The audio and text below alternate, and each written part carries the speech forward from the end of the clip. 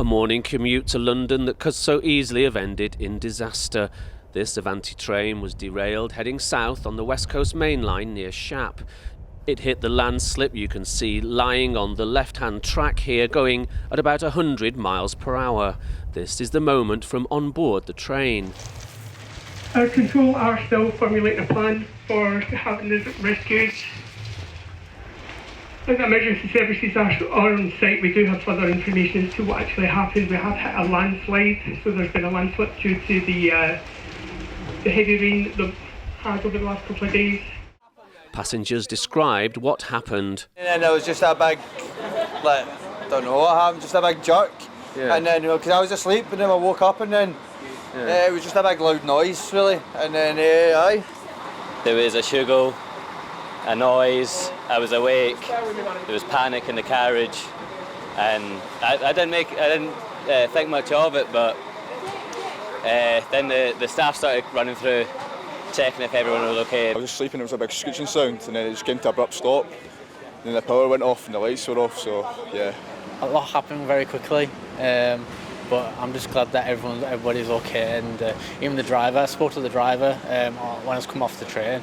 I said to him, "You did a really good job in stopping that train." The train hit the landslip at 6:10 this morning, shortly after it had left Penrith station. The driver hadn't seen the debris in the dark, and it caused the front carriage to derail. Well, accident investigators are on the scene at the moment. This is an incredibly remote location, but it appears as though the train hit the landslide and travelled all the way along the track there until it's landed there where it stopped. It just shows how fast the train was going and how difficult it was for the driver to get this train to stop and keep the passengers safe. The 86 passengers and 5 crew on board were taken to the nearby Shap Hotel, 4 of whom were looked at afterwards by medical staff, but it seems that there were no injuries. Some were then picked up by coaches, some in taxis and some collected by relatives. I come from Bradford to here to pick up my dad. Wow, so you've been driving for 2 hours? Yeah, horrible because he come from all the way from Glasgow, and it's been 3 hours now, 3 to 4 hours now. Yeah. So obviously he must be tired. Are you just happy that he's safe and well, your dad? Yeah, I'm very happy. And so they were reunited at the hotel. Was it scary? Were you scared? Are you scared? Yeah. You were scared? Yeah, really, this one. Yes. That's jumping like, so that's why. Jumping.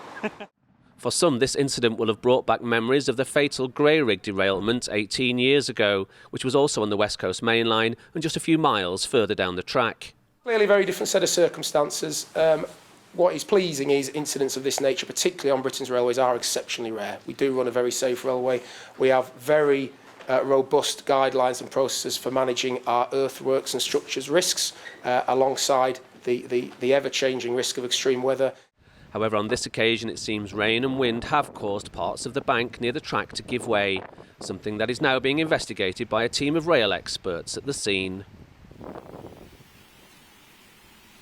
Well, we've come inside the Shap Hotel. The chap behind me, he's one of the train engineers that I mentioned in my report there, but obviously a lot happening at the scene, which we can't get to because it's too remote and too dangerous at the moment. But I do have the director of the Shap Hotel with me this evening. And Shabby, what we're talking about here is what potentially could have been a major disaster, but for you it started off as an ordinary morning. Yeah, I was here, it was like a normal morning. 7:30, I was at the reception opening it, and in a bit, police officers came in.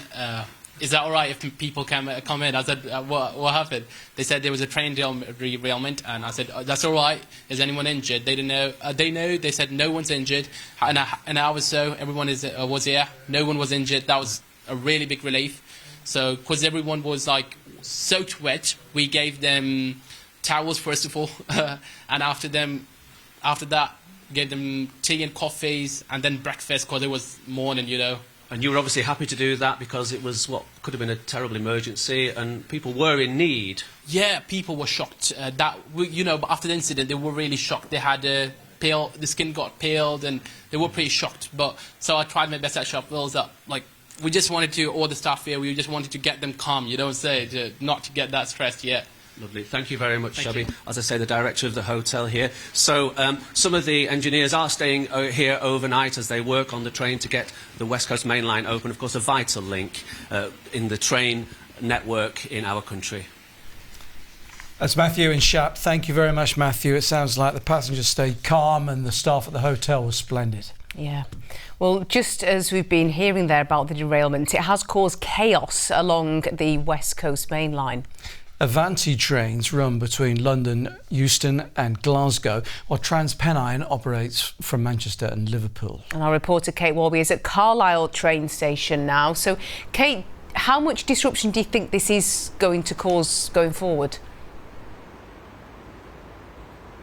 Amy, an awful lot, because this line is usually a busy corridor.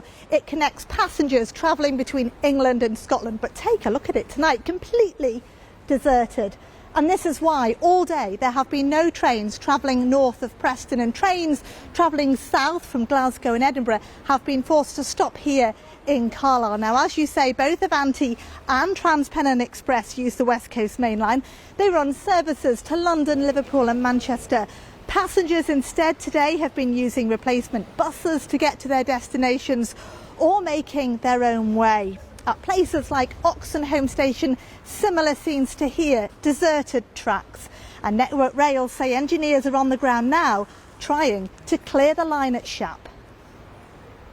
So it's too early to give a firm estimate about when we'll be able to clear the site and restore the railway. Priority one really is supporting the RAIB and our own investigators, all of whom are on site at the scene now.